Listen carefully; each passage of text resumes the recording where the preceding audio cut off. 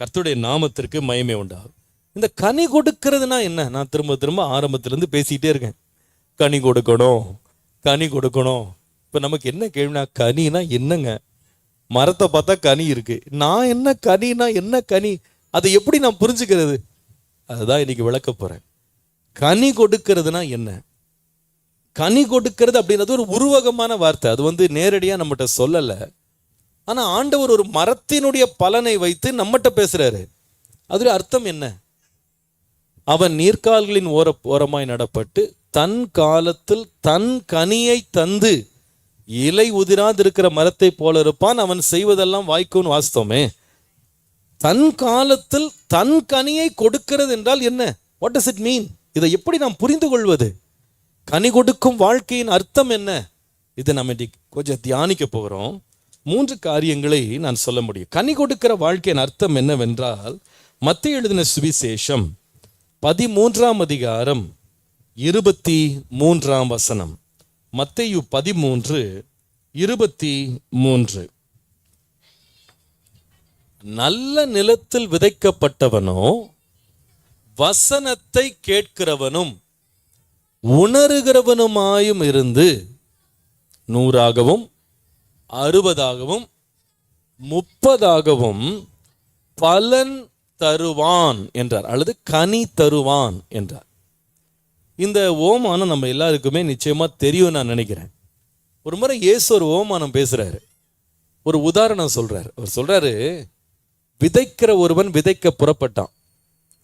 அவன் விதையை தூவும் போது சில விதைகள் வழி அருகே விழுந்தது. அந்த விதைகளை பறவைகள் எடுத்துட்டு போயிடுச்சு. சில விதைகள் கல்லு மேல விழுந்துச்சு, கற்பாறையின் மேல விழுந்துச்சு. அதுல இருந்த கொஞ்சம் மண்ணை வச்சு வளைஞ்சுது. ஆனா கொஞ்சம் வெயில் வந்தவுடனே அது பட்டு போயிடுச்சு. 3வது கொஞ்சம் விதை முள்ளுள்ள இடத்துல போய் விழுந்துச்சு, அல்லது வேலியில விழுந்துச்சான்னு தெரியல. கொஞ்சம் வளர்ந்துச்சு, ஆனா முள்ளு வளர்ந்து முள்ளு இதை போட்டு குத்துன உடனே அந்த செடியும் பட்டு போச்சு. ஆனா அதே விதைக்கிறவன் இன்னொரு இடத்துல தூவும் போது விதை விழுது. அது என்னன்னு கேட்டா, நல்ல நிலம், அல்லது நல்ல உழப்பட்ட, நல்ல ஏர் ஊட்டின, நல்ல உரம் போட்ட ஒரு நிலம் ஒன்று இருக்கு. அதுல விழுந்தா அந்த விதை என்ன செய்யுதுன்னா, 1 30, கொஞ்சம் 60, கொஞ்சம் 100 மடங்கு என்ன கொடுக்குதுன்னா பயிரை கொடுக்குது அப்படின்னு சொல்ற. நல்லா கவனிங்க. இதை அவர் எதற்கு உதாரணமா பேசுகிறார் என்றால், அவர் சொல்லுகிறாரு, இந்த விதைக்கிறவன் யார் என்றால் கர்த்தருடைய ஊழியக்காரன். இந்த விதை என்பது தேவனுடைய வசனம். இந்த நிலம் என்பது மனிதனுடைய இருதயம். சொல்லுங்க திரும்ப, 3 சொன்னேன். விதைக்கிறவன் யாரு? சொல்லுங்க, ஊழியக்காரன். அப்புறமா விதை என்பது என்ன? தேவனுடைய வசனம். 3வது நிலம் என்பது என்ன? மனிதனுடைய இருதயம். நல்ல கவனிங்க. இதுல 2 காரியம் மாறாம இருக்குது. எந்த நிலமாக இருந்தாலும் ஒரே ஒரு ஊழியக்காரன் தான் எல்லா இடத்துக்கும் போறான். வழி அருகே விதைக்கவும், கற்பாறையின் மேல விதைக்கவும், முள்ளின் மேல் விதைக்கவும், நல்ல நிலத்துல விதைக்கவும் ஒரே ஊழியக்காரன் தான். வேற வேற விதைக்கிறவன் இல்லை, ஒரே விதைக்கிறவன் தான். 2வது விதை. இந்த விதையும் பார்த்தா இந்த 4 நிலத்துக்கும் ஒரே விதை தான். நல்ல நிலத்துக்கு நல்ல விதை, வழி அருகே கெட்ட விதைலாம் கிடையாது. எல்லாத்துக்கும் ஒரே விதை. அப்படின்னு அர்த்தம் என்ன? பிரசங்கியார் ஒருத்தர் தான், பிரசங்கமும் ஒன்று தான், பாஸ்டரும் ஒருத்தர் தான், பைபிளும் ஒன்று தான்,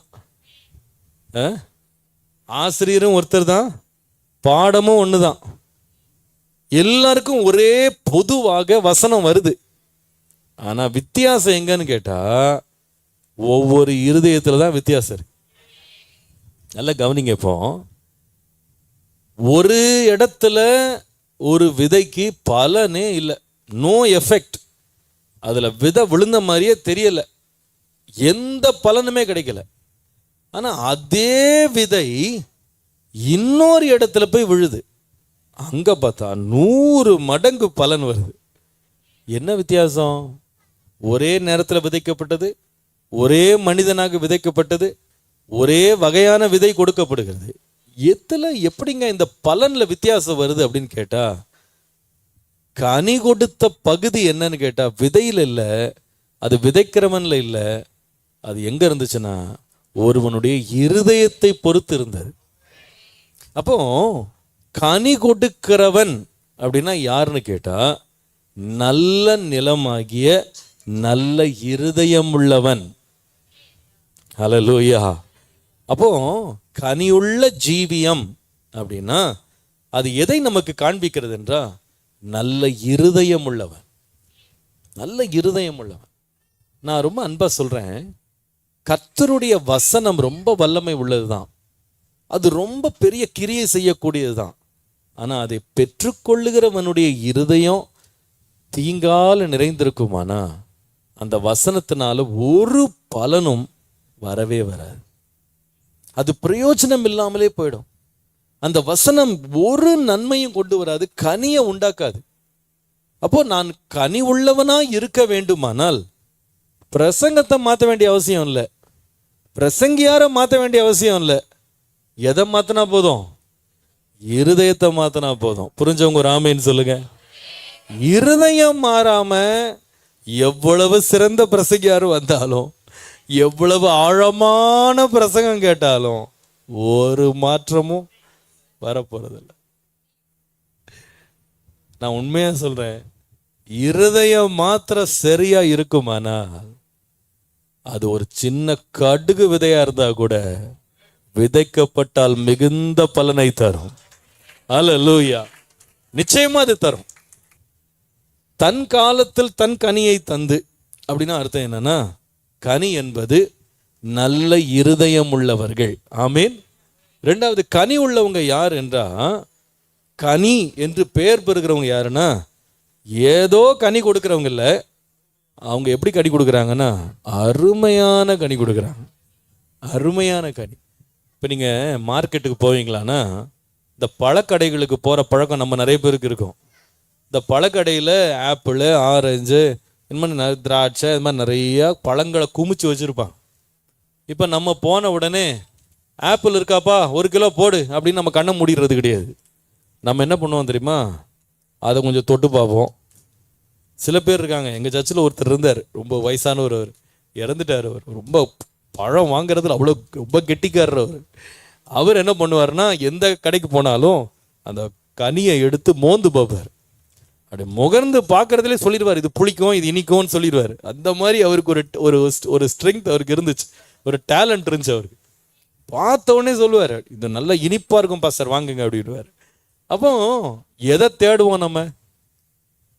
என்ன மாதிரி கனி தேடுவோம்? ஏதோ ஆப்பிள் மாதிரி தெரிஞ்சா போதும் அப்படின்னு நான் வாங்குவோம். என்ன பழம் வாங்கணும்? நல்ல பழம்னா என்ன பழம்? நல்ல பழம்னா என்ன பழம்? எப்படி இருக்கணும் நல்ல பழம்? சுவையா இருக்கணும், அதான் நல்ல பழம் இல்லையா? சில பழம் பார்க்கறதுக்கு நல்ல பழப்பழம் இருக்கும், வாயில வச்சு ஆகாது இல்லையா? நீங்க வெளியே இப்போ தர்பீஸ்லாம் போய் விற்பாங்க பாருங்க. இந்த தர்பீஸ் வாங்க போனீங்கன்னா, இந்த தர்பீஸ் விற்கிறவங்க என்ன பண்ணுவாங்கன்னா, நம்மளை கன்வின்ஸ் பண்றதுக்கு என்ன பண்ணுவாங்கன்னா, பெரிய பழமா வச்சிருப்பான். எவ்வளோன்னா 100 ரூபான்னு வச்சுக்கிடுங்க. அப்பா 100 ரூபாப்பா, இதுக்கெல்லாம் அதெல்லாம் கொடுக்க முடியாது, 80 ரூபா தான் தருவேன் அப்படின்னு. சார் நீங்க சாப்பிட்டு பாருங்க சார் அப்படின்னு. அப்போ அவன் என்ன பண்ணுவான்னா, அதில் ஒரு சின்ன பீஸ் எடுத்து சாம்பிள் மாதிரி எடுத்து சாப்பிட சொல்லுவான். நீங்கள் சாப்பிட்ட உடனே நீங்கள் அதுக்குமா விலையே பேச மாட்டீங்க. ஏன் தெரியுமா? அது எப்படி இருக்கு, என்ன ருசிங்க அது. 100 ரூபாய் தாராளமாக கொடுக்கலாம். அதே இது நீங்கள் சாப்பிட்டு பார்த்து சப்புன்னு வச்சுக்கிடுங்க, அவன் ஓசியில் கொடுத்தோட வாங்க மாட்டீங்க. வச்சுக்கோ, நீயே வச்சுக்கோப்பா, நான் வேற எங்கேயா போய் சாப்பிட்றேன், வேண்டாம் அப்படி. சில வீடுகளுக்கு போனால் சில பேர் ஃப்ரூட்ஸ் வைப்பாங்க, சாப்பிடுங்க சாப்பிடுங்க.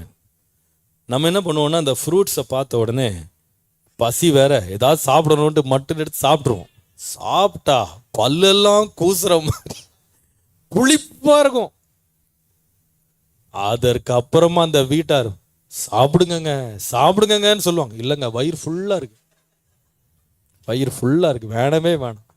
இன்னும் சில பேர் என்ன உஷாரா என்ன பண்ணுவாங்கன்னா, பக்கத்தில் இருக்கவங்ககிட்டலாம் என்ன சாப்பிடுங்க சாப்பிடுங்க எல்லாருக்கும் எடுத்து கொடுத்துருவாங்க. ஏன் ஏன் அவ்வளோ அருமையாக இருக்காது.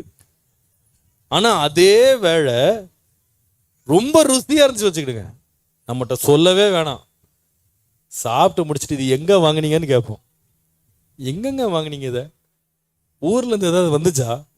இவ்வளோ டேஸ்டா இருக்கே, இந்த மாதிரி மாம்பழத்தை நான் சாப்பிட்டதே இல்லை. இன்னும் கொஞ்ச நாள்ல வரும், ஆந்திராலேருந்து மாம்பழம் வரும் பாருங்க. எங்க ஊர்ல இருந்து வந்துச்சு இது? சித்தூர்ல இருந்து வந்துச்சா, தடால இருந்து வந்துச்சா கேட்க ஆரம்பிப்போம். எங்க இருந்துங்க இந்த மாதிரி டேஸ்டா இருக்கு? அப்போ பழம்னா ஏதோ பழம், ஏதோ கனி சாப்பிடணும்னு நினைக்க மாட்டோம். அருமையான கனி, அருமையான கனி. சில மாதங்களுக்கு முன்பாக எங்கள் ஆவடி சர்ச்சில் பழைய சர்ச்சில் சர்ச்சுக்கு எதிரில் ஒரு பார்க்கிங் இடம் இருக்குது. அந்த பார்க்கிங் இடத்துல பில்டிங்லாம் இருக்குது. அதுக்கு நடுவில் ஒரு இடம் வெட்டாந்திரையாக ஓப்பனாக இருக்கும், தரையெல்லாம் போட்டு வச்சுருந்தோம். பார்க்கிங் தான் பண்ணிகிட்டு இருந்தோம். அதுக்கப்புறமா கூட்டம் அதிகமானவுடனே ஜனங்கள் உட்கார்றதுக்கு அந்த இடத்த மாற்றலான்னு சொல்லி நாங்கள் ஒரு ஷெட்டு மாதிரி போடலான்னு பிளான் பண்ணோம். இப்போ எங்கள் சபையில் ஒருத்தர் எல்லா ஷெட்டு ஒர்க்கும் அவர் தான் பண்ணுவார். அவரை கூப்பிட்டு பிரதர் இந்த இடம் ஷெட்டை வச்சு மூடிடுங்கன்னு. அவர் உடனே எல்லாம் போட்டு டிசைன்லாம் போட்டு இப்படி பண்ணலாம் அப்படி பண்ணலாம் எல்லாம் சொன்னார்.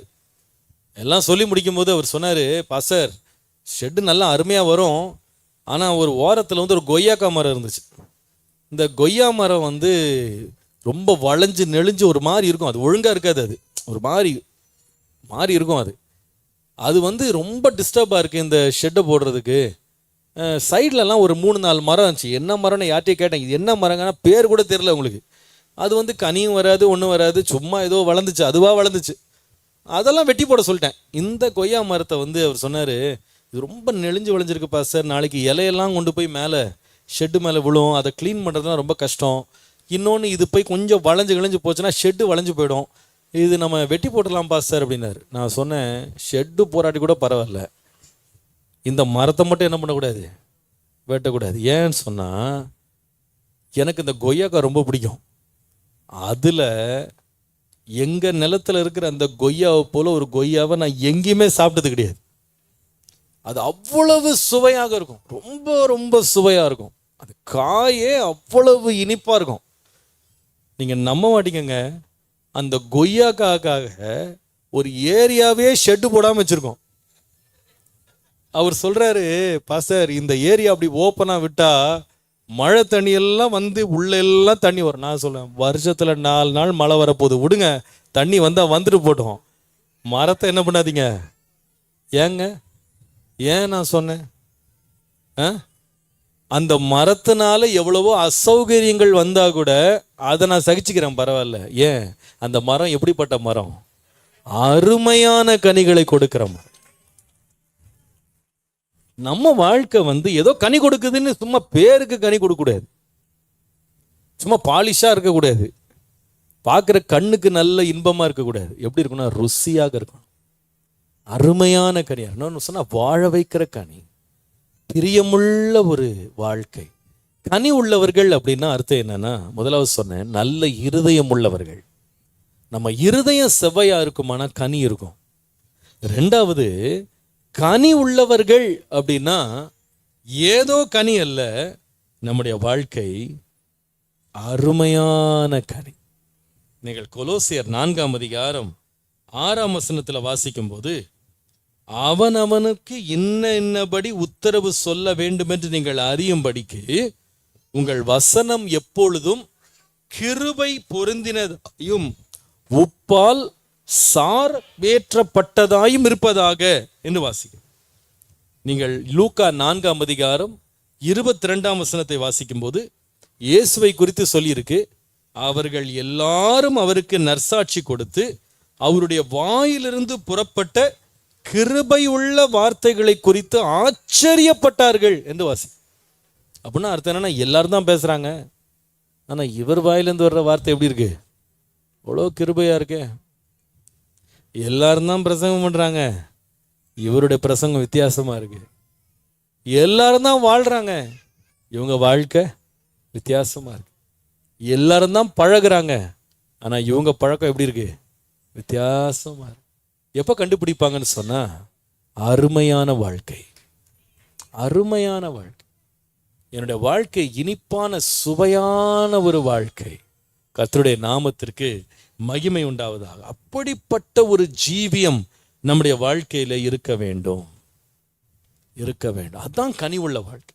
ஆண்டவரே, நான் அநேகருக்கு மகிழ்ச்சியை கொண்டு வருகிற ஒரு வாழ்க்கையாக என் வாழ்க்கை இருக்கணும். அநேகரை மகிழ பண்ணுகிற ஒரு வாழ்க்கை. யோவான் ஸ்நானகனை குறித்து எழுதியிருக்கு, அவன் பிறப்பினால் நீங்க சந்தோஷப்படுவீங்க, அநேகர் சந்தோஷப்படுவாங்க. நம்ம வாழ்க்கை நம்மை சந்தோஷப்படுத்துதா அப்படின்றத விட நம்ம எத்தனை பேரை சந்தோஷப்படுத்துறோம் பாருங்க. ஒரு மரம் எப்போ விலையேற பெற்ற ஒரு நல்ல மரமாக கருதப்படும் சொன்னா, அந்த மரம் நிறைய பேரை சந்தோஷப்படுத்துது. அதை சாப்பிட்ட உடனே பசியோடு இருக்கிற அப்படியே முகமே மலர்ந்துருது. சில வேளை பார்த்துருக்கீங்களா, சில இடங்களில் ஒரு கனி அப்படி சாப்பிட கொடுத்த உடனே அந்த கனி டேஸ்டாக இருந்துச்சுன்னா முகமே என்ன ஆகிடும், அப்படியே முகத்தில் சொல்ல வேணாம் புன்சிரிப்பு தன்னால் வந்துடும் இல்லையா?